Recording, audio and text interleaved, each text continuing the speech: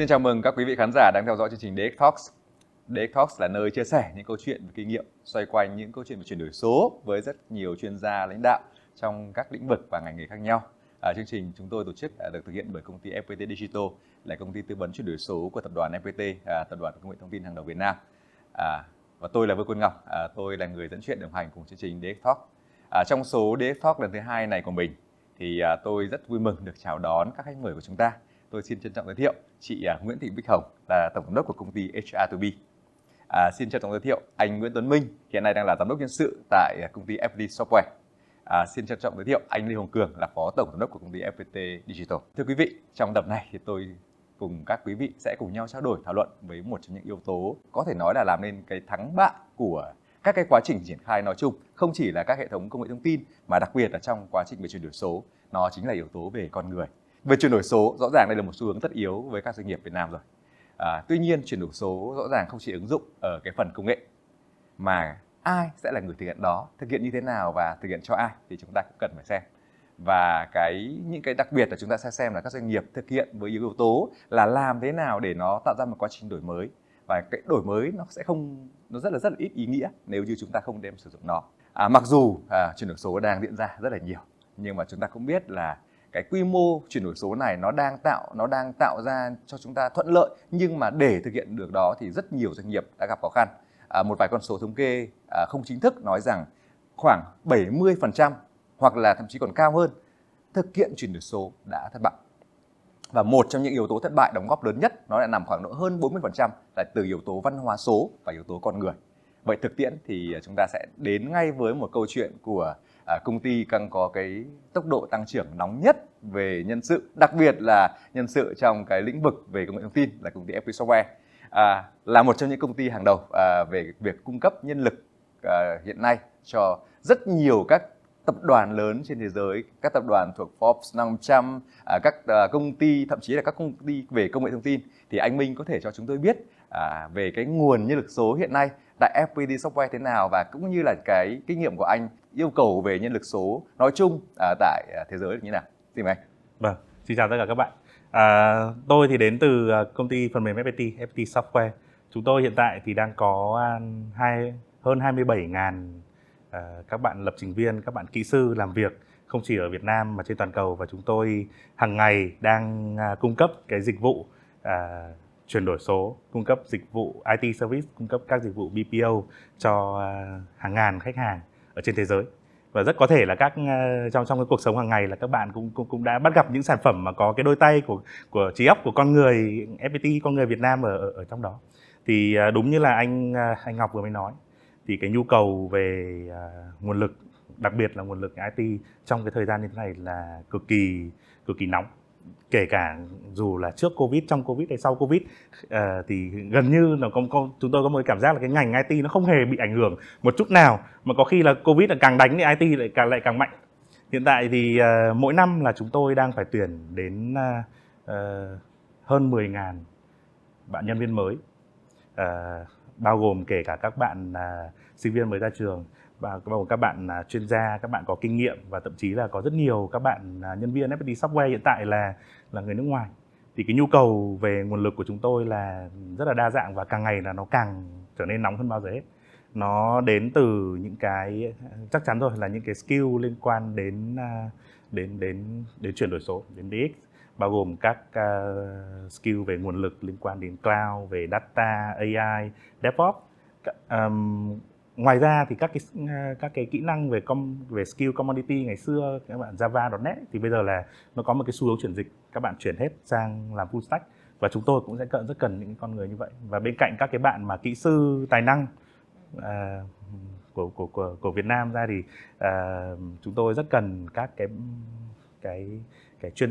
chuyên gia về ngành, bởi vì là dù gì thì cuối cùng là chúng ta cung cấp sự tư vấn, cùng chúng ta cung cấp giải pháp, chúng ta cũng giúp cho khách hàng để giải quyết một vấn đề cụ thể nào đó của họ và đem lại giá trị cho họ, thì chúng ta phải hiểu cái bài toán của họ. Chúng ta không chỉ là những anh chàng kỹ sư IT giỏi về kỹ thuật, mà chúng ta phải là người giỏi và hiểu về cái vấn đề, cái pain point của khách hàng. Chính vì thế cho nên là trong những năm vừa qua là bên cạnh cái nguồn lực mà kỹ sư là chúng tôi là phải tuyển rất nhiều các anh chị mà có cái gọi là cái hiểu biết về ngành, các cái giáo sư và tiến sĩ có chuyên gia trong ngành đó để giúp chúng tôi cùng đưa ra các cái giải pháp cho khách hàng. Tôi cũng muốn hỏi thêm anh Minh cái điều này. Đúng là tôi rất là ngạc nhiên là càng cái xu hướng là thế giới nó càng khủng hoảng, là từ khủng hoảng Covid rồi khủng hoảng tài chính, thì cái việc mà nhân lực công nghệ thông tin nó càng trở nên thiếu hụt một cách nghiêm trọng. Đấy là trên thế giới. Thế thì ở Việt Nam thì sao anh? Ở Việt Nam thì cái việc mà thiếu hụt nhân lực công nghệ thông tin nó có xảy ra không? Và cái này liệu rằng nó có ảnh hưởng đến các doanh nghiệp Việt Nam khi mà họ đang muốn tập trung thêm vào cái quá trình về chuyển đổi số không? Nó xảy ra ở khắp mọi nơi trên thế giới và khắp mọi nơi trên đất nước của chúng ta. Có thể là mọi người cũng đã từng đọc các cái báo cáo về thị trường IT, thì chúng ta đã thấy là ở nước ngoài đang có một cái xu hướng là the Great Resignation. Không chỉ IT nhưng mà tất nhiên IT là một ngành dẫn dắt, tức là các bạn lập trình viên là rời bỏ công ty của mình để tìm kiếm các cơ hội mới, bởi vì thị trường là càng ngày nó càng trở nên nóng bỏng hơn. Và các công ty IT của Ấn Độ là chúng đã ghi nhận được đến cái mức gọi là cái mức độ thôi việc của các công ty IT Ấn Độ là thậm chí là lên đến mức là 35-40% trong một năm. Và cái làn sóng đó là ngay lập tức là sau khi mà Covid kết thúc là nó lan đến Việt Nam. Và chúng tôi cũng đã trong năm vừa rồi là chúng tôi cũng đã ghi nhận cái tỷ lệ thôi việc của nhân viên là nó tăng một cách rõ rệt. Tất nhiên là sau đó thì cũng có rất là nhiều các cái biện pháp đã được đưa ra, nhưng mà đấy là một cái tín hiệu. Đấy là một cái tín hiệu rất là đáng được quan tâm. Và cái sự thiếu hụt về nguồn lực này nó xảy ra ở tất cả các công ty. Chúng tôi nhận thấy là ngày xưa FPT Software thì là chúng tôi bắt đầu với IT outsourcing và gần như là cả trên thị trường là có một mình chúng tôi thôi. Sau đó thì chúng tôi phải cạnh tranh với những công ty làm IT service khác. Thì bây giờ là thậm chí chúng tôi phải cạnh tranh về nguồn lực với chính những khách hàng của mình. Chính những đối tác mà hàng ngày chúng tôi đang provide service ra thì chúng tôi cũng phải cạnh tranh với họ về nguồn lực ở trong tất cả các lĩnh vực về banking, về finance, về manufacturing, sản xuất, kể cả e-commerce, logistics. Thì bởi vì cái làn sóng chuyển đổi số là nó lan đến tất cả các công ty, tất cả mọi người đều nhìn thấy chuyển đổi số là một con đường tiếp theo mà bắt buộc họ phải đi. Và khi mà họ bắt đầu bước chân trên con đường chuyển đổi số thì họ sẽ phải có một cái đội ngũ. Điều đầu tiên họ làm sẽ là xây dựng đội ngũ IT của họ, và họ tức là tất cả những cái nhu cầu đó là nó tạo ra một cái sức nóng vô cùng lớn ở trên thị trường IT Việt Nam. Vâng, cảm ơn anh Minh rất là nhiều. Thì rõ ràng chúng ta thấy rằng là đây là một trong những cái vấn đề khá là nhức nhối. Đặc biệt là các doanh nghiệp thì rõ ràng là nhìn thấy rằng cái xu hướng chuyển đổi số là không thể tránh khỏi rồi. Và cũng như anh Minh nói rằng cái việc đầu tiên mà họ thường hay quan tâm bên cạnh những cái yếu tố liên quan đến công nghệ, liên quan đến chiến lược hay là gì, thì cái đội ngũ để sẵn sàng để tiếp nhận thì họ cũng sẽ đầu tư đầu tiên. Và cái việc này cũng là một trong những cái mà họ cũng quan tâm nhất. Và đây cũng sẽ là một vấn đề vô cùng nóng bỏng cho các doanh nghiệp, làm thế nào để có một cái đội ngũ mà họ tin tưởng. Bản thân trong quá trình mà chúng tôi làm thì đúng là chúng tôi cũng hay gặp cái việc này. Trong quá trình mà chúng tôi đi làm tư vấn thì rõ ràng là rất nhiều doanh nghiệp cũng đặt các câu hỏi là liệu rằng chúng tôi có thể chuyển đổi số được không, khi mà đội ngũ IT chúng tôi hiện nay đang có những cái về kỹ năng hoặc là đang có những cái về mặt kiến thức, nó đang có những cái thiếu hụt nhất định để tiếp cận với những cái công nghệ mới, tìm cách để họ lấp cái khoảng trống đó. Và một trong những cách đơn giản nhất là sẽ là đi tuyển dụng. Vâng ạ. Thế thì tôi muốn quay trở lại với phần của bên chị Hồng. Tôi muốn chúng ta sẽ cùng đến với cái kinh nghiệm của bên chị Hồng. Tôi được biết là HR2B là một công ty hoạt động rất là lâu năm, hỗ trợ rất nhiều cho cái phần tuyển dụng và cả những cái dịch vụ riêng về phần nhân sự cho các công ty. Chị Hồng có thể cho tôi và các quý vị khán giả cũng biết xem là hiện nay thì các cái doanh nghiệp họ đang thiếu hụt nhân lực ở những cái phần nào, những cái kỹ năng nào, và thông thường thì những cái phần thiếu hụt đó là nó sẽ tập trung ở những cái cụ thể hơn trong những cái năng lực số nào mà họ đang hay hỏi ở bên HR2B trong cái quá trình hỗ trợ về việc như là tuyển dụng hoặc là đào tạo hoặc là kể cả những cái dịch vụ khác. Xin mời chị. Cảm ơn Ngọc. Xin chào quý vị khán giả. Thực ra thì trong cái xu thế chuyển đổi số mạnh mẽ từ các cái doanh nghiệp hiện nay đặc biệt là sau đại dịch Covid, thì cái phương tiện số nó trở thành một cái phần mà không thể thiếu trong cái hoạt động xã hội cũng như là kinh doanh. Thì cái bài toán nhân lực số, bài toán về con người luôn luôn là một cái vấn đề mà hầu như các doanh nghiệp đều đặt ra hết. Đặc biệt là các doanh nghiệp đang có cái xu thế mong muốn hoặc đang thực hiện cái vấn đề chuyển đổi số hiện nay. Thế thì quay trở lại cái bài toán về nguồn nhân lực, thì cái nguồn nhân lực mà dựa trên cái kinh nghiệm làm việc của cái ngành nhân sự của mình khi mà cung cấp các cái dịch vụ cho các khách hàng á, thì mình nhìn thấy là cái sự thiếu hụt nhân lực số á, nó sẽ tập trung nhiều. Đầu tiên mình có thể nói là tập trung vào cái quản lý cấp cao, cái nhóm cấp cao. Đấy là cái điều mình khẳng định đầu tiên là như vậy. Trong cái này á, thì mình lại có thể tạm chia được làm hai nhóm. Cái nhóm thứ nhất á, là cái nhóm mà về chuyên môn. Thì giống như Minh vừa chia sẻ, thì cái nhóm mà gọi là specialist á, cái nhóm mà chuyên gia đó, họ am hiểu về ngành nghề, về cái việc chuyển đổi số đó, thì đấy thật sự là một cái bài toán cũng như là một cái sự thiếu hụt khá lớn trong các doanh nghiệp. Tiếp theo á, là cái nhóm về quản lý. Bởi vì như mình cũng thấy đó, trong cái việc chuyển đổi số đó, nó phải đi từ một cái tổng thể và đi từ cái góc nhìn từ phía trên nhìn xuống ở cái cấp quản lý trở xuống. Và vì vậy cho nên là mình thấy rằng là cái nhóm quản lý đi từ cái nhận thức trong cái việc chuyển đổi số lẫn cái việc triển khai và quản lý vận hành cái việc chuyển đổi số, thì thật sự đó là một cái sự thiếu hụt trong các cái doanh nghiệp hiện nay như mình nhìn thấy. Thế thì để mà nhìn thấy cái vấn đề thiếu hụt như vậy á, thì trong cái giải pháp nhân sự của mình á, thì mình có một vài cái mà mình tạm hiểu là mình có thể đúc rút ra để mà có thể giải quyết được một phần nào cái thiếu hụt về năng lực số. Đầu tiên á, thì mình phải nói đến cái vấn đề then chốt là cái vấn đề đào tạo. Bởi vì là bản thân cái ngành công nghệ và số đó nó luôn luôn đổi mới, và giữa cái đào tạo thực tế và cái việc mà cái người lao động có thể làm và đáp ứng được cái nhu cầu của doanh nghiệp á, nó luôn luôn là có khoảng cách. Và bây giờ nó lại còn lại là chuyển đổi nữa, nó lại là chuyển đổi số nữa. Cho nên là cái việc đào tạo luôn luôn là một cái then chốt hàng đầu từ các cái doanh nghiệp. Đấy là cái giải pháp thứ nhất mà mình nhìn thấy. Tiếp theo nữa đó là mình nhìn thấy là cái giải quyết cái bài toán thiếu hụt là cái vấn đề mà mình cần phải đa dạng hóa cái nguồn lực hơn. Mình phải đa dạng hóa cái nguồn lực. Có thể thấy như mình có thể chia nhỏ những cái phần công việc của các cái người nhân viên ra để mình đa dạng hơn trong cái việc tìm kiếm. Ví dụ như một đầu nhân viên họ có thể làm 10 phần công việc đi, thì trong doanh nghiệp mình có thể nhìn thấy là mình có thể chia ra làm đôi, chia ra làm 3 để mình mở rộng cái nguồn tìm kiếm ở những cái phần liên quan đến kỹ năng, liên quan đến kiến thức. Mở rộng đây là thậm chí là mở rộng cả về phần địa lý nữa. Tại vì trong cái thời đại công nghệ và số đó, thì như quý vị cũng thấy rằng là cái việc mà làm việc từ xa thì bây giờ nó không còn gì là xa lạ trong các doanh nghiệp nữa. Thế thì với cái việc mà chia nhỏ nguồn lực đó, thì nó là một cái giải pháp, một trong những cái giải pháp. Thì đi kèm với nó đó, cái bộ phận mà chuyên tìm kiếm nguồn nhân lực nó cũng là một cái bộ phận mà rất là then chốt, rất là nòng cốt, và họ phải thật sự là năng động, am hiểu cái dịch vụ ngành nghề của doanh nghiệp của mình để họ mở rộng những cái nguồn, xây dựng những cái nguồn để họ có những cái nguồn lực bù đắp cho cái sự thiếu hụt về nhân lực số. Và cuối cùng nữa đó thì sử dụng cái dịch vụ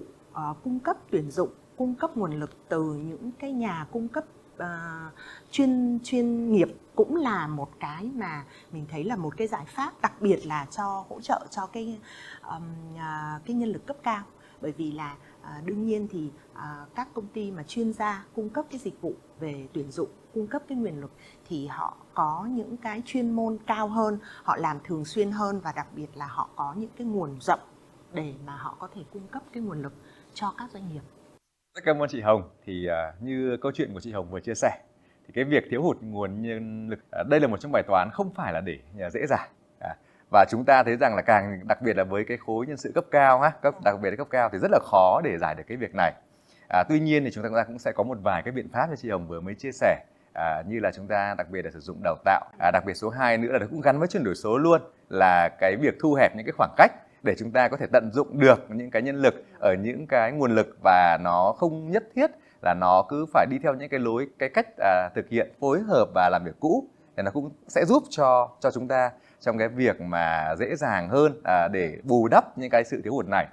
Thì mà cũng là đã đa dạng hóa được cái nguồn lực đó. và tôi cũng rất là thích cái cách mà chị chia sẻ, đó là cũng nên sử dụng, đặc biệt là nên sử dụng những cái đơn vị mà họ chuyên trách để họ có thể giúp được cho chúng ta về những cái bài toán mà với cả những cái yêu cầu mà nó rất là chính xác với cái mạng lưới rộng khắp của các công ty có thể đem lại. Vâng. Thế thì chúng ta sẽ cùng xem là để đảm bảo cái việc mà chuyển đổi số này thì chuyển đổi nguồn lực con người là một cái từ một trong những cái từ khóa vô cùng quan trọng. Chị Hồng cũng vừa mới nói là đào tạo cũng là một cái cách để chúng ta thực hiện cái việc này. Vậy đứng từ góc nhìn của một công ty chuyên về tư vấn chuyển đổi số thì anh Cường có thể cho chúng tôi biết xem là trong cái việc chuyển đổi hệ thống con người thì đâu là những cái điểm mà các doanh nghiệp nên quan tâm và các doanh nghiệp nên bắt đầu cái việc này nó như thế nào để chúng ta thực hiện được, hay là phải chăng cũng lại bắt đầu như anh Minh vẫn chia sẻ trên thực tế là tôi làm sao xây dựng được một cái bộ phận công nghệ thông tin tốt. Xin mời anh Cường. Chào anh Ngọc, chào quý vị khán giả. Chúng ta nói về năng lực số thì nãy giờ chị Hồng, anh Minh nói về chúng ta đang thiếu rất nhiều về cái nguồn năng lực số, nguồn nhân lực số trong thị trường, bao gồm cả những đội ngũ công nghệ, làm sao xây dựng được một đội ngũ công nghệ vững mạnh ở trong tổ chức, làm sao có những cái chuyên gia, đặc biệt là đội ngũ lãnh đạo mà có thể tham gia vào các chương trình chuyển đổi số. Thì chuyển đổi số thì này cũng đã từng chia sẻ với cả các anh chị và các bạn là chuyển đổi số thường thì chúng ta sẽ có 3 cái trụ cột chính, bao gồm có kinh doanh, công nghệ với con người. Và đa phần thì từ trước đến nay các doanh nghiệp ấy, thì thường các đội ngũ lãnh đạo chỉ tập trung phần lớn là nói về câu chuyện kinh doanh. Đến gần đây thì là khi công nghệ lên ngôi thì chúng ta nói nhiều về công nghệ. Tuy nhiên thường chúng ta quên mất một cái phần quan trọng nhất là để chuyển đổi số thì con người chính là trọng tâm của cái quá trình chuyển đổi này. Nếu như con người là tất cả những cán bộ công nhân viên, là tất cả những người tham gia trong toàn bộ cái quy trình kinh doanh, sản xuất, vận hành của doanh nghiệp thì đấy chính là cái thành phần quan trọng nhất trong toàn bộ cái quá trình vận hành của quá trình chuyển đổi này. Vậy cái việc chuyển đổi này nó có thành hay bại, đấy chính là cái việc là con người tham gia vào trong cái công việc chuyển đổi số này nó có nhiều hay không, và những cái việc mọi người chấp nhận những cái việc đổi mới đấy như thế nào. Cái câu hỏi của anh Ngọc thì sẽ nói về việc là cái việc chuyển đổi số, chuyển đổi con người này chúng ta cần phải có những cái ưu tiên như thế nào. Thì trước hết để hiểu được là chúng ta nên ưu tiên như thế nào thì cần hiểu là để chuyển đổi thì cũng có một số những cái lý do chính của việc là con người chuyển đổi thì thường sẽ hay gặp một số những cái phản kháng nhất định. Con người thì thực tế thì mọi người hay nói đến việc là thế mọi người có vui vẻ khi mà được chuyển đổi hay không, thì câu trả lời sẽ là có thể mọi người sẽ hay nghĩ ngay lập tức là tôi sẽ không thích sự chuyển đổi, sự chuyển đổi này sẽ có thể ảnh hưởng đến tôi. Nhưng mà ví dụ như là chuyển đổi tự nhiên ông sếp đến bảo là tôi sẽ tăng lương cho anh 50%. Ôi chuyển đổi này thì thích quá thế ạ, đúng không? Cái này thì ai cũng thích chuyển đổi, đúng không? Tuy nhiên tất cả cái việc chuyển đổi này thì thực tế thì cũng sẽ có những cái chuyển đổi tốt và có những cái chuyển đổi mà nó cũng sẽ có thể là sẽ chưa tốt ngay trước mắt. Và một trong những cái lý do lớn nhất của cái việc phản kháng của cái sự chuyển đổi đấy là con người cũng đang sợ cái sự chuyển đổi đấy nó sẽ ảnh hưởng đến bản thân mình. Cái đấy là cái thứ nhất. Cái thứ hai là họ cũng sẽ chưa hiểu được là cái chuyển đổi đấy là gì và cái lợi ích của cái việc chuyển đổi đấy đối với họ như thế nào, về mặt ngắn hạn, về mặt dài hạn. Thì khi mà họ từng hiểu được nó là gì, tại sao phải làm như thế, thì cái việc họ tham gia đấy nó sẽ được cụ thể và được một cách nhiệt tình hơn. Và hơn nữa trong toàn bộ cái quá trình chuyển đổi này thì nhân viên cũng sẽ rất là mong muốn là được tham gia, được vào cái việc thiết kế cái chương trình chuyển đổi đấy. Mọi người đều sợ chuyển đổi là khi người khác bắt mình chuyển đổi cái gì, nhưng mà họ sẽ đồng lòng hơn nếu như cái việc họ được tham gia vào cái quá trình chuyển đổi này. Và đúng đôi khi cái việc phản kháng này nó đến từ việc là trong quá khứ có một số cái việc chuyển đổi trước đây hoặc là chưa có, hoặc là cũng đã từng có và cũng đã thất bại và khiến cho họ hoài nghi về những cái chương trình chuyển đổi này. Thì từ những cái việc chúng ta hiểu những cái lý do của sự phản kháng cho sự chuyển đổi thì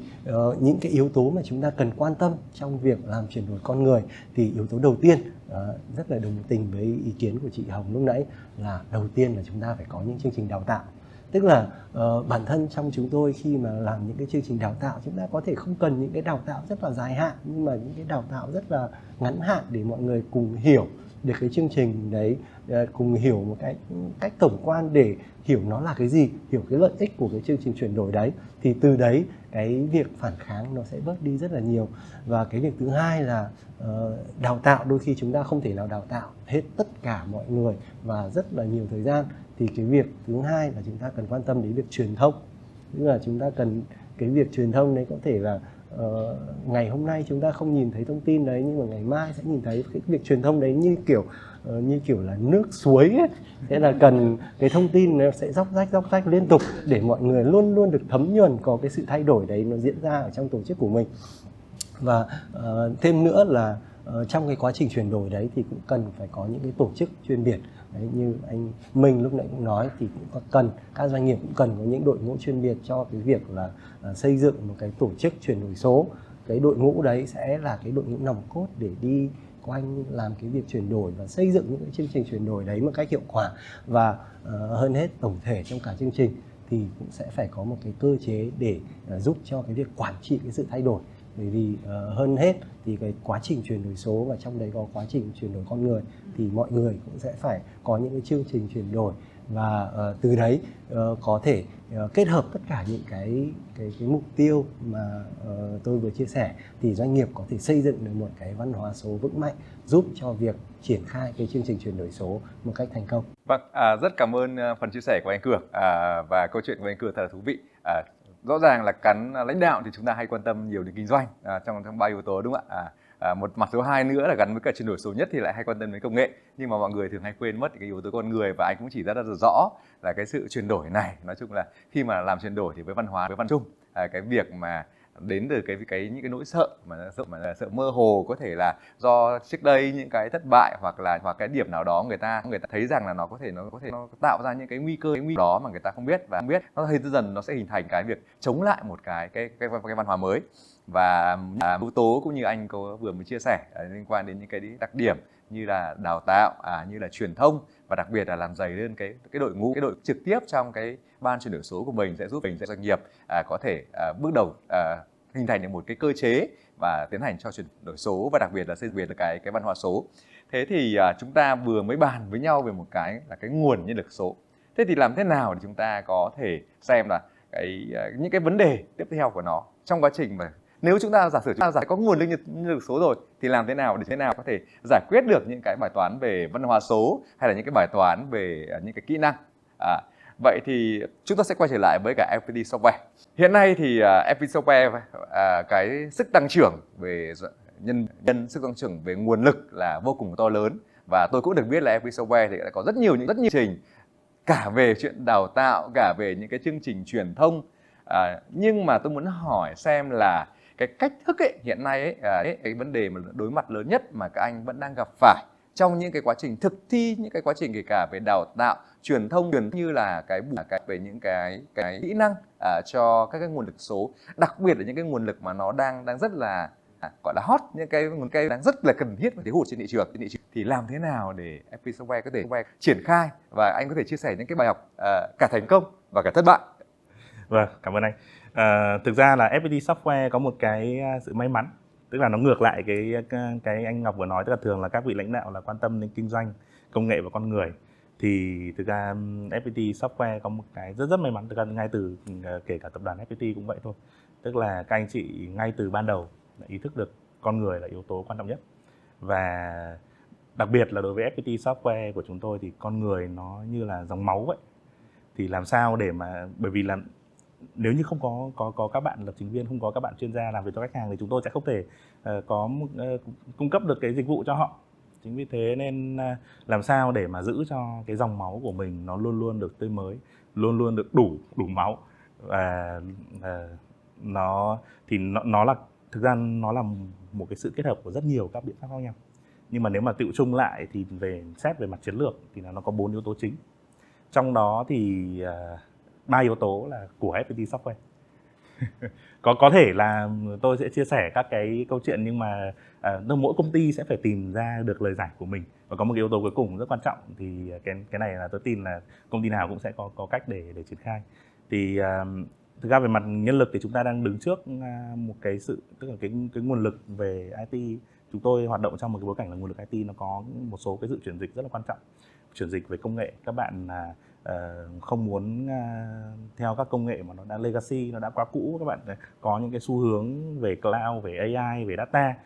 thì đương nhiên là cái phần công nghệ cũ là nó sẽ thiếu. Thứ hai là chuyển dịch trong bối cảnh. Đấy, ví dụ như là chị nói là Covid thì nó tạo ra một cái xu thế làm việc là work from home, work from anywhere. Thì thay vì là các bạn lập trình viên làm việc ở các công ty hàng ngày đến làm ở các công ty ở Việt Nam, thì một bạn ngồi ở Hà Nội có thể làm cho một công ty ở New York. Đấy là chuyện rất là bình thường, và có thể là chúng tôi chứng kiến là những bạn có những bạn nhân viên của tôi có 2 job, mà là 2 job official luôn, không phải là 2 job, không phải là một part time, một official, mà là 2 job official, tức là ban ngày 8 tiếng rồi bạn ấy làm cho công ty ở Việt Nam, và sau đó thì 8 tiếng buổi tối thì bạn ấy lại làm cho công ty ở nước ngoài và double lương. Tức là nó bối cảnh nó tạo ra những cái rất là crazy. Và chuyển dịch về thế hệ nữa, thế hệ là chuyển dịch rất là quan trọng, tức là chúng ta đang chuyển từ cái thế hệ X đến Y sang thế hệ Z. Đấy, thì các bạn Gen Z thì ngày xưa thì mình cần công việc, bây giờ là các bạn Gen Z là có xu hướng là tức là bọn tôi đánh giá là nó giống như là đi shopping về công việc ấy. Tức là khi mà các bạn đứng trước một cái quầy hàng, rất nhiều mặt hàng giống nhau từ rất nhiều hãng khác nhau, chưa chắc bạn đã chọn cái rẻ nhất đâu. Bạn sẽ có rất nhiều yếu tố về định vị branding, về chất lượng, về thời gian deliver, hoàn toàn tương đồng với cả thị trường IT market. Thì với những cái sự chuyển dịch như vậy, nó tạo ra một cái thách thức rất lớn trong cái câu chuyện là thu hút và giữ người và phát triển con người tại FPT Software. Đấy, thì quay lại 4 cái yếu tố thì tôi mới nói, thì cái yếu tố đầu tiên giống như chị Hồng, đào tạo là key point. Tại vì sao? Giống như là đi chợ ấy, thì là bạn muốn mua nhanh thì bạn phải mua đắt, và muốn bán nhanh thì bạn phải bán rẻ, như vậy thôi. Thì nếu như mà chúng tôi muốn có được cái sự hài hòa về giá cả, muốn có sự hài hòa về cái chất lượng dịch vụ, thì chúng tôi luôn luôn phải tìm đến một cái giải pháp để có được cái nguồn lực đào tạo và có được một cái nguồn lực ổn định dùng trong lâu dài. Thì đào tạo là yếu tố tiên quyết. Đấy là lý do rất nhiều bạn trẻ đến với FPT, và cũng rất nhiều bạn trẻ vẫn còn đang ở FPT như tôi và như các anh bây giờ, bởi vì là cái con đường đào tạo, cái con đường phát triển bản thân của tất cả mọi người là chưa bao giờ dừng lại. Tôi tin rằng là anh Cường hay anh Ngọc hay cá nhân tôi vẫn còn ở đây với FPT là bởi vì chúng tôi vẫn còn luôn luôn hàng ngày được học nhiều thứ mới. Thì đào tạo nó trở thành một cái giá trị cốt lõi của Fshop và FPT trong cái việc giữ người của mình. Thì ngoài các câu chuyện là chúng ta học lẫn nhau, chúng ta học từ những công việc mà chúng ta làm hàng ngày, học từ khách hàng, thì chúng tôi đẩy cái đào tạo đấy lên một cái hệ gọi là làm nó một cách hệ thống hơn và chuyên nghiệp hơn, kết hợp với cả những cái đối tác của chúng tôi như là Udemy, như là Udacity, như là Coursera, để cùng với họ cung cấp ra các cái lộ trình học, cái content học đẳng cấp, đủ world class. Tức là khi các bạn đến với FPT Software là các bạn được tiếp cận với tri thức của thế giới, và nó được proven và nó được sử dụng ở rất nhiều các khách hàng của chúng tôi trên toàn cầu.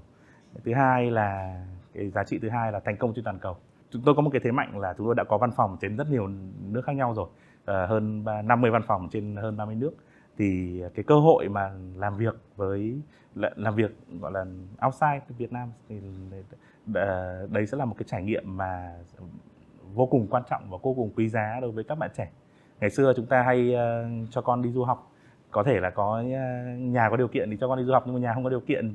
thì không biết làm thế nào. Nhưng mà khi mà vào đến FPT Software, chúng tôi cho các bạn cái cơ hội để được trải nghiệm quốc tế, và lúc đấy nó như là chúng ta được mang tầm mắt. Và chúng tôi có một cái tiêu chí để lựa chọn lãnh đạo cấp cao là phải có trải nghiệm ở nước ngoài. Cái thứ ba nữa là cơ hội không giới hạn. Tức là với một công ty mà 27.000 người thì cái cơ hội để cho các bạn đấy được thử sức mình, được có một cái sản phẩm gì đó của mình, được thử sức với một công nghệ mới, được thử sức với một vị trí mới, là luôn luôn có. Bây giờ cậu làm thế nào để cho các bạn được tiếp cận với những cơ hội đó. Đấy thì nó mới dẫn đến cái điểm thứ tư, đấy là chuyển đổi số. FPT cung cấp dịch vụ chuyển đổi số cho các khách hàng trên toàn cầu, nhưng bản thân FPT Software cũng phải tự chuyển đổi số, và đặc biệt là ngành gọi là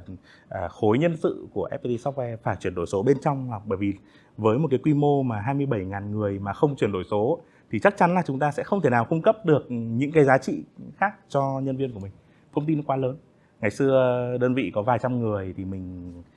hiểu, mình biết tên anh em, nhưng mà đến lúc mà công ty càng lớn thì trong công ty sẽ hình thành là những cái silos, tức là những cái khối mà nó tách biệt nhau ra. Những người trong cái khối đó chỉ biết trong khối đó thôi. Họ sẽ không thể biết được những cơ hội ở chỗ khác. Và cái trải nghiệm ở một khối dù nó tệ thì nó ảnh hưởng đến cả một cái ấn tượng của họ với công ty họ ra ngoài. Ok, có thể công ty này rất tệ nhưng thực chất đấy chỉ là một cái khối đó. Và họ không biết là bên ngoài nó có rất nhiều cái cơ hội khác nhau. Đấy thì cái việc chuyển đổi số bên trong khối nhân sự là chúng tôi đặt ra đấy là điều cực kỳ quan trọng. Xây dựng các cái platform. Thứ nhất là platform để gia tăng trải nghiệm nhân viên. Hàng ngày khi các bạn bước chân đến công ty thì các bạn có những cái hệ thống mà công ty cung cấp ra thông tin cho bạn. Muốn đi xe buýt công ty ở tuyến nào, bắt ở đâu, đón ở đâu, muốn đi làm, muốn book một cái phòng họp như thế nào, tất cả mọi thứ trải nghiệm tương tác giữa bạn ý và nhân viên đều được thực hiện qua cái hệ thống mà chúng tôi đã xây dựng. Thứ hai là chuyển đổi số trong đào tạo, tức là các cái bởi vì là mỗi người thì sẽ có một cái lộ trình đào tạo khác nhau. Lộ trình đào tạo của em sẽ không thể giống lộ trình đào tạo của anh Ngọc được, nên là tùy vào cái background, tùy vào những gì mà em đã biết hay những gì anh Ngọc đã biết thì chúng tôi phải suggest ra được là tôi cần học cái gì, anh Ngọc cần học cái gì, đấy, anh Cường cần học cái gì, thì cái đấy nó phải được cá nhân hóa cho từng người. Về cơ hội chẳng hạn thì tôi đang làm việc tại một đơn vị và tôi cần phải biết là ví dụ như tôi muốn chuyển sang làm một cái vị trí khác, muốn thử sức mình ở một công việc khác thì có những cơ hội nào đang open ở trong tổ chức của chúng tôi. Cái đấy hoàn toàn là sẽ phải sử dụng sức mạnh của data, của AI để có thể xử lý được cái bài toán ở trên một cái lượng nhân viên lớn như vậy. Đấy, tôi coi là chuyển đổi số là cái yếu tố tiên quyết. Thì trong 3 cái yếu tố thì mỗi công ty sẽ phải tìm ra được lời giải của mình, nhưng chuyển đổi số là chắc chắn sẽ phải thực hiện. Thì thực ra là với quy mô của FPT Software thì vì lượng nhân sự của chúng tôi rất là lớn, nên là chúng tôi phải tức là cái độ phức tạp về skill, về con người, về thế hệ nó rất là lớn, cho nên là chúng tôi sẽ phải tự làm cho mình. Nhưng mà ngoài ra thì đối với các cái doanh nghiệp mà có thể có quy mô nhỏ hơn thì chúng ta có thể sử dụng các cái giải pháp mà đã có thể là làm sẵn, và chúng ta chỉ customize một chút, adjust một chút theo cái nhu cầu của mình. Bởi vì là tôi nhận ra là những cái nhu cầu của chúng tôi cũng đã happen anywhere around the world, cho nên là chắc chắn là sẽ có những cái sản phẩm mà có thể giúp giải quyết vấn đề. Rất cảm ơn phần chia sẻ của anh Minh. Và chúng ta quay lại với cả chị Hồng. Được biết là HR2B thì rõ ràng có rất nhiều dịch vụ để hỗ trợ cho doanh nghiệp bổ sung những cái kỹ năng, những cái năng lực số mà các doanh nghiệp hiện nay đang còn thiếu hụt cho cả những cái nhóm quản lý hoặc nhân viên hiện tại, và cũng như là có thể là bù đắp với cả những cái nguồn nhân lực mà họ thiếu hẳn để chúng ta có thể tuyển dụng thêm. Vậy trong quá trình mà đồng hành với các doanh nghiệp, đặc biệt là với các khách hàng mà mong muốn được tuyển dụng, hoặc đặc biệt là liên quan đến đào tạo, vì chúng ta nhắc đến rất nhiều đến đào tạo, và đào tạo sẽ là cái chìa khóa đầu tiên mà các doanh nghiệp nên mở ra. Thì có những cái hành trình nào mà chị đang nhớ không, hay là có những cái case nào mà chị thấy rằng nó là những cái ví dụ cả thành công và cả thất bại trong cái việc nâng cao năng lực số, chị có thể chia sẻ cho các quý vị khán giả của DX Talk được biết. Xin mời chị. Cảm ơn anh Ngọc. Thật ra thì trong quá trình mà cung cấp cái giải pháp nhân sự cho khách hàng á, thì khi mình nhìn lại á, thì cái mà mình thấy nó cũng rất là thú vị là các cái dịch vụ của mình á, nó dường như là nó cũng tập trung vào cái vấn đề công nghệ thông tin và công nghệ số cả. Thì cái đó nó thật sự là một cái trải nghiệm rất là hay. Thế thì công ty HR2B của mình thì mình có thể nói là có 2 cái dịch vụ chính mà cái dịch vụ đó nó đang hỗ trợ rất là mạnh mẽ trong cái nguồn nhân lực số. Thì đầu tiên và nó rất là dễ để hình dung thì đó là cái dịch vụ về tuyển dụng. Thì trong cái dịch vụ tuyển dụng cấp cao và trong cái thiếu hụt về nguồn nhân lực số cấp cao thì cái việc mà bên mình có những cái nhóm tuyển dụng chuyên sâu để tập trung vào cái khối cái khu vực mà chuyên về công nghệ thông tin và công nghệ số cho khách hàng, thì đấy là cái mà bên mình liên tục phải gia tăng để làm dày thêm cái đội ngũ đó cho khách hàng. Thế khi mà nói về công nghệ thông tin thì ngoài những cái như là bên FPT Software đi chẳng hạn thì nghe rất là rõ về công nghệ thông tin rồi, thì các ngành nghề rộng khác như là ngành về tài chính, ngành về ngân hàng hay là những ngành về logistics, e-commerce, rồi là fintech, rồi là edtech nữa, thì đấy là những cái mà thật sự là một cái xu thế ồ ạt mà họ cần rất là nhiều về cái nguồn lực công nghệ thông tin và đặc biệt là cái nguồn lực cấp cao. Đó, thế thì vì vậy cho nên là mình nhìn thấy rằng là cái tuyển dụng bây giờ đó nó không thuần túy chỉ là cái vấn đề tôi tuyển người, mà mình phải nhìn thấy được thật sự cái chiều sâu, cái nhu cầu thật sự trong cái kinh doanh của khách hàng, và từ đó thì mình lấp những cái chỗ trống về mặt nguồn nhân lực số cấp cao cho khách hàng. Tiếp theo thì là cái dịch vụ mà bên mình gọi là dịch vụ outsourcing về làm lương và outsourcing về nguồn nhân lực. Thì với 2 cái dịch vụ này đã vô hình chung thì khi khách hàng tìm kiếm đến bên mình thì khách hàng cũng luôn luôn nhìn thấy là bên HR2B sử dụng hệ thống nào, bởi vì bây giờ hiện giờ họ đang vận hành thì nó rất là manual, nó rất là sơ khai, và họ luôn luôn lo lắng về cái độ chính xác của nó, hay là họ luôn luôn lo lắng về cái tốc độ vận hành của nó chậm và nó không được tuân thủ theo những cái quy định của pháp luật nữa. Thế thì cái dịch vụ về làm lương tính lương hay là dịch vụ cung cấp về outsource về nguồn lực thì bên mình cũng luôn luôn là sử dụng hệ thống, và bên mình đào tạo cho các cái nhân viên làm việc trực tiếp với mình từ phía khách hàng sử dụng những cái hệ thống này để đảm bảo những cái liên quan. Đầu tiên trong cái ngành của mình là nhân sự mà, thì đầu tiên là phải đảm bảo về vấn đề về quy luật về luật lao động, luật bảo hiểm xã hội. Tuy là sử dụng công nghệ số nhưng mình phải đảm bảo luật đã. Và tiếp theo nữa đó là độ chính xác, và tiếp theo nữa là cái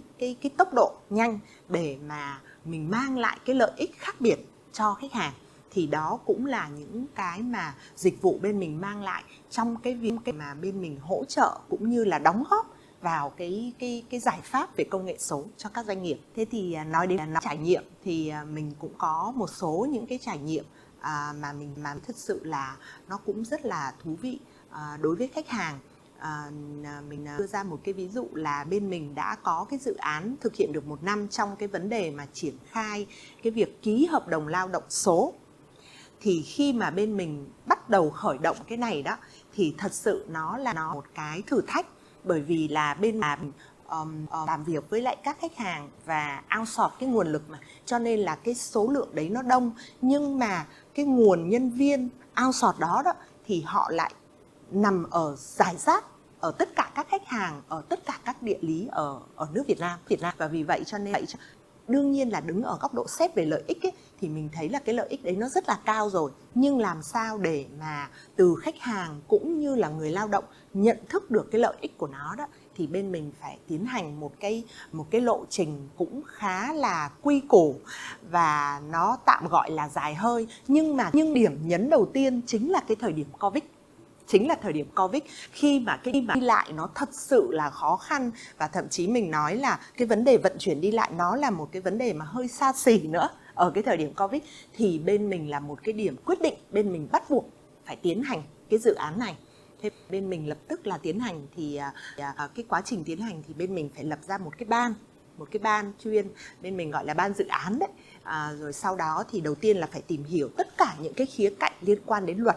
để củng cố cho người lao động cũng như khách hàng họ hiểu rằng là cái việc ký này đó nó hoàn toàn là phù hợp và đảm bảo cái vấn đề về luật pháp. Rồi sau đó thì bên mình sẽ đưa ra cái lộ trình về mặt thời gian, phân tích tất cả những cái về mặt chi phí, lợi ích về mặt chi phí. Lợi ích về mặt chi phí thì thực ra là dễ nhìn lắm. Tại vì hợp đồng nếu mà in giấy này, rồi lại phải gửi đi đến tất cả các nơi cho các nhân viên này. Tại vì nhân viên không có tập trung thì mình nhìn thấy rồi cái thời gian để mình phải theo dõi, gửi đi nhận về thì mình nhìn thấy rằng là cái chi phí đấy nó rõ ràng là nó rất là lợi ích. Nó rất là lợi ích. Thế thì sau khi tính toán tất cả cái đó xong thì bên mình quyết định sử dụng, và bên mình phải có một cái kế hoạch truyền thông khá là chặt chẽ đến cho các khách hàng, đến cho các nhân viên. Rồi tiếp theo đó thì là thực hiện, và mình phải có một cái kế hoạch cho việc mà xử lý những cái dữ liệu cũ nữa. Tại vì khi mà mình bắt đầu ký cái hợp đồng lao động số đó, thì những cái hợp đồng lao động cũ trước đây mà ký giấy thì mình phải xử lý như thế nào, thì mình sẽ phải có một cái khoảng thời gian để mình gọi là upload lên lại trên hệ thống nữa. Thì đấy là một cái mà cái vận hành mà mình thấy đến bây giờ công ty cũng rất là hài lòng với lại cái phương pháp này. Thì đấy là một cái ví dụ. Thế còn một cái trải nghiệm nhỏ nữa thì bên mình ngay tại công ty HR2B của mình á, thì bên mình cũng ở cái thời điểm dịch năm ngoái thì bên mình cũng chính thức là triển khai cái mô hình làm việc hybrid, tức là mô hình mà vừa làm việc từ xa và vừa làm việc ở văn phòng. Thực hiện cho chính các nhân viên của công ty HR2B luôn. Thì khi mình đưa ra cái đó là cái mục tiêu đầu tiên là cái vấn đề sức khỏe của nhân viên. Tại vì là thời điểm dịch mà, khi tất cả các nhân viên mà đều làm việc và tập trung ở một điểm á, thì cái rủi ro nó rất là cao. Và bên mình bắt buộc phải có cái gọi là bên mình 50-50 đó. Rồi bên mình phải hướng tới cái mục tiêu là cho dù bất cứ có chuyện gì xảy ra đó, thì cái dịch vụ bên mình vẫn cứ phải tiếp tục phục vụ cho khách hàng, chứ không thể ngưng cái dịch vụ này được.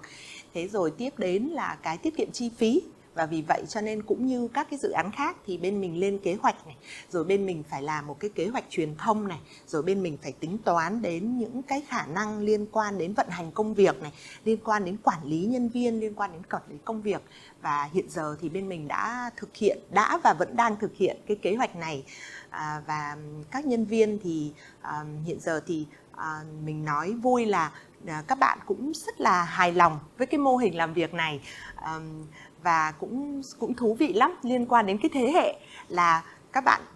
chia ra làm hai hướng. Nhóm mà các bạn có gia đình á, thì thích làm việc ở nhà nhiều hơn, tại vì tiết kiệm thời gian đi lại, dành nhiều thời gian cho gia đình. Còn những bạn mà trẻ đó thì lúc nào cũng thích đi lên trên văn phòng để có thời gian giao lưu, kết nối với nhau. Thì những cái đó là những cái mà nó là cái xu thế. Mà thực ra ở góc độ nhân sự á, bản thân mình cũng như là cái này riêng với lại Minh nữa, ở cái góc độ quản trị nhân sự á, thì mình nhìn thấy những cái vấn đề đó để mình có những cái hoạt động để mình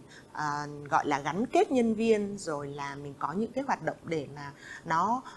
lấp đầy những cái mà nó sẽ xảy ra trong cái việc mà khi mà nhân viên làm việc ở nhà, rồi nhân viên làm việc từ xa. Thì đấy là một cái trải nghiệm cũng rất là thú vị để mình muốn chia sẻ. Dạ, cảm ơn chị Hồng rất là nhiều. Câu chuyện của chị thật là thú vị với hai cái phần trải nghiệm. Vậy tôi muốn hỏi anh Cường một chút xíu là trong cái quá trình mà khi mà anh Cường cùng với công ty FPT Digital tham gia vào quá trình tư vấn chuyển đổi số cho các doanh nghiệp khi xây dựng các cái chiến lược ấy, và thì cái cách làm sao để các công ty có thể xây dựng đến những cái chiến lược chuyển đổi số, và đặc biệt là chuyển đổi về văn hóa số, chuyển đổi con người một cách hiệu quả. Và chúng ta cũng biết rằng là một trong những cái mục tiêu rất là quan trọng khi mà thực hiện chuyển đổi số là tạo ra một cái văn hóa linh hoạt, agility, đúng không ạ? Làm sao để rất nhiều các công ty cũng chỉ nhìn agility hoặc là nhìn design thinking là những cái phương pháp về tư duy, những cái phương pháp đó nó như là một cái gì nó quá xa vời với đặc trưng của Việt Nam. Thì anh có thể chia sẻ thêm những cái kinh nghiệm và những cái bài học để cho các quý vị khán giả cùng biết về cái cách này. Xin mời anh. Vâng.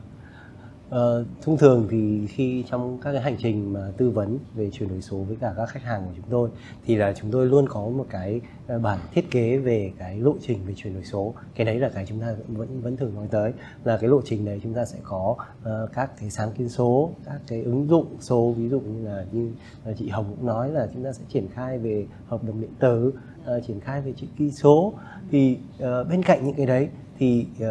sẽ có một số những cái chương trình, những cái lộ trình đi kèm. Trong đấy có những cái lộ trình với những cái doanh nghiệp lớn hơn thì sẽ phải có những cái lộ trình về công nghệ thông tin, nghĩa là làm sao có những cái chương trình để xây dựng được một cái hệ thống hạ tầng, cơ sở hạ tầng, cơ sở về cơ sở dữ liệu, rồi những cái cách thức để xây dựng những cái nền tảng, phát triển những cái phần mềm. Và tất nhiên đồng hành trong hai cái lộ trình đấy cũng phải có một cái lộ trình về việc chuyển đổi con người. Thì ở đây tất cả những cái việc này thì thường phải đi kèm với nhau và lồng ghép với nhau liên tục và không thể tách rời, thì điều đấy mới có thể đảm bảo được những cái việc mà chuyển đổi số một cách thành công. Thì nói về cái việc chuyển đổi với con người ấy, thì chúng tôi sẽ đi từ cái giai đoạn đầu tiên của cái việc là bắt đầu tương tác với nhau. Thì ở đây chúng ta nói nhiều về cái việc đào tạo. Thì cái đào tạo đấy như lúc nãy thì tôi cũng có chia sẻ là chúng ta không phải thực hiện những cái đào tạo rất là chuyên sâu, ví dụ như là có những cái đội ngũ chuyên gia về công nghệ là đào tạo về AI, về trí tuệ nhân tạo, hay là về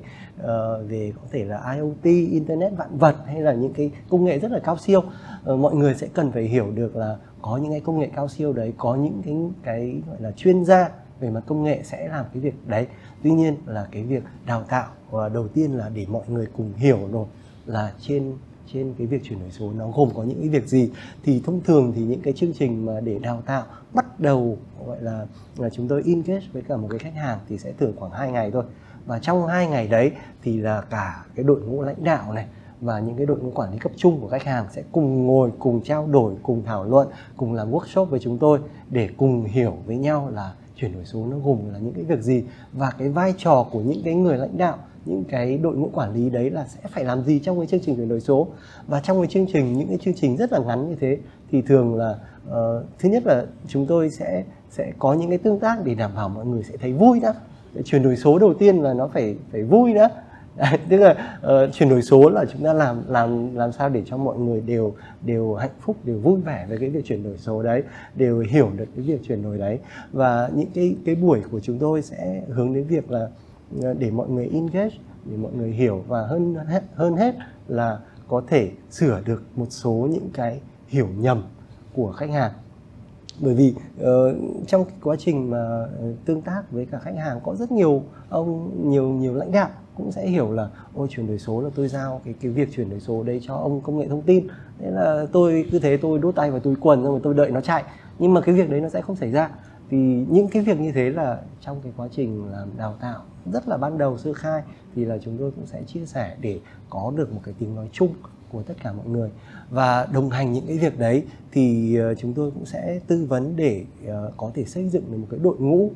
đội ngũ hạt nhân của cái quá trình chuyển đổi số này. Đội ngũ đấy có thể không cần là lớn, có thể thậm chí từ 2-3 người từ ban đầu để cùng tham gia đồng hành trong cái quá trình chuyển đổi của cả doanh nghiệp đấy. Và họ sẽ là những cái đội ngũ hạt nhân đi làm tiên phong của cái việc chuyển đổi, và cùng tham gia với cả đội ngũ của chúng tôi trong việc là đi khảo sát, rồi đi tìm hiểu tất cả những cái ngõ ngách, các cái hoạt động của doanh nghiệp. Và từ đấy là khi mà họ có thể tham gia và họ có thể khuyến khích được mọi cái đối tượng nhân viên, các cái nhân viên rồi mọi người cùng ở trong doanh nghiệp cùng tham gia đấy, thì để kích thích cái việc tham gia góp ý của sự thay đổi. Thì trong cái một khách hàng của chúng tôi cũng đã tư vấn và triển khai cái chương trình chuyển đổi số này, thì sau một cái chương trình gọi là tư vấn của chúng tôi trong khoảng 3 tháng thì đã có khoảng 200 nhân viên cũng đã trực tiếp tham gia vào cái quá trình gọi là sáng tạo ra những cái sáng kiến số này, những cái ý tưởng mà mọi người cùng tham gia. Như lúc nãy cũng có chia sẻ là mọi người khi mà chống đối thì thường là do họ không được tham gia. Thì đây chúng tôi sẽ muốn cái việc tham gia của ý kiến, góp ý đấy, và mọi người đều có cảm giác là mình có tham gia, mình có được lắng nghe, mình là một phần của cái chương trình chuyển đổi này. Thì hiện tại thì cũng, và hơn nữa, không những chỉ lắng nghe và tham gia, và thậm chí là họ là những người tiên phong, nghĩa là những cái sáng kiến số đấy sẽ có những người trực tiếp quản lý ở trong những bộ phận đấy, là người phụ trách cái chương trình sáng kiến số đấy, để cho cái sáng kiến số đấy nó được triển khai một cách chính xác. Và hiển nhiên là trong cái doanh nghiệp thì là chúng ta sẽ không phải chỉ có 200-300 nhân viên, ví dụ như là FPT Software là 27.000 nhân viên, thì cái chương trình này cũng không thể nào trực tiếp mà gọi 27.000 ông đến cùng một chỗ, thì cái đấy chắc phải ra sân vận động ấy. Thì đồng thời những cái chương trình như thế để triển khai được sâu rộng thì cũng sẽ phải có những cái chương trình truyền thông mở rộng, những cái chương trình mà để thúc đẩy về việc sáng tạo. Thì đồng hành với cái đấy thì chúng tôi cũng có những cái giải pháp mà chúng tôi xây dựng gọi là iHub, tức là những cái giải pháp về mình dùng công nghệ để có thể cùng khuyến khích được tất cả mọi nhân viên ở trong doanh nghiệp đều có thể góp ý của cái ý tưởng, cái sáng tạo của mình vào cho tổ chức. Và cũng với cái doanh nghiệp mà chúng tôi cũng đã từng tư vấn thì cái số lượng nhân sự của họ thì đang khoảng 4.000 nhân viên, và sau một cái thời gian thì cũng đã kêu gọi được khoảng hơn 200 ý tưởng sau khoảng 3 cái cuộc thi. Và từ những ý tưởng đấy thì là những ý tưởng sơ khai để có thể xây dựng được những cái sáng kiến số trực tiếp mang lại giá trị cho doanh nghiệp. Thì đấy là những cái câu chuyện mà chúng tôi muốn chia sẻ với cả các anh chị về những việc là làm sao để thực hiện về chuyển đổi số mà với cái sự đồng hành của một đơn vị tư vấn. Vâng, rất cảm ơn phần chia sẻ của anh Cường. Tôi muốn hỏi thêm anh Cường là các doanh nghiệp có nên làm những cái công tác như là đánh giá, khảo sát cái trình độ về văn hóa số, trình độ về năng lực số với thang điểm, để từ đó các doanh nghiệp đâu đó có thể đưa ra được những cái quyết định hoặc là những cái phương hướng trong việc lựa chọn cụ thể hơn, chẳng hạn như là phương thức đào tạo thế nào, hoặc là phương thức truyền thông thế nào, hoặc là biết đâu thì sẽ là thuê HR2B có thể hỗ trợ cho một số phần, hoặc là nhờ bên FPT Software cung cấp những cái nền tảng số dành cho cái quá trình chuyển đổi cho chính văn hóa số và nhân lực số. Thì theo anh là doanh nghiệp có nên thực hiện đó, và cái việc thực hiện đó thì nó có khó khăn không? Để làm chuyển đổi số thì chắc cũng giống như là để chúng ta khi đi khám bệnh thì cái bước đầu tiên thì sẽ rất là quan trọng là chúng ta cần đi xét nghiệm xem các cái chỉ số là của chúng ta như thế nào, chỉ số tim mạch, huyết áp, chỉ số mỡ của chúng ta như thế nào. Thì từ đấy thì là chúng ta mới có thể có những cái hiểu biết về bản thân cơ thể của mình. Thì doanh nghiệp thì thậm chí tôi nghĩ có khi còn phức tạp hơn cơ thể con người, thì cũng rất cần làm cái việc là đi xét nghiệm để biết được là thực tế của mình đang ở đâu, mình đang mạnh ở chỗ nào, mình đang hơi yếu ở chỗ nào. Thì để từ đấy chúng ta sẽ biết được chính xác cái hoạt động cũng như là cái trọng tâm mà chúng ta cần phải tập trung trong cái việc làm chuyển đổi số. Thì chúng tôi thì cũng đã và đang đồng hành với rất nhiều các đơn vị như là Vinasa, như là Bộ Thông tin Truyền thông để cùng xây dựng cũng như là cùng tham gia những cái việc làm đánh giá, làm chuyển đổi số, để từ đấy tạo cái tiền đề giúp cho các doanh nghiệp đi được đúng hướng hơn trong cái hành trình chuyển đổi số của mình. Vậy thì rất mong các cái doanh nghiệp cùng tham gia vào cái chương trình đánh giá về chuyển đổi số của FPT Digital kết hợp với cả các đơn vị như là Bộ Thông tin Truyền thông cũng như là Vinasa. Cảm ơn phần chia sẻ của anh Cường rất nhiều, và cũng cảm ơn cái phần chia sẻ của anh Minh và chị Hồng. Thông qua các cái phần chia sẻ của ba vị khách mời của chúng ta ngày hôm nay, chúng ta thấy rằng bức tranh về chuyển đổi số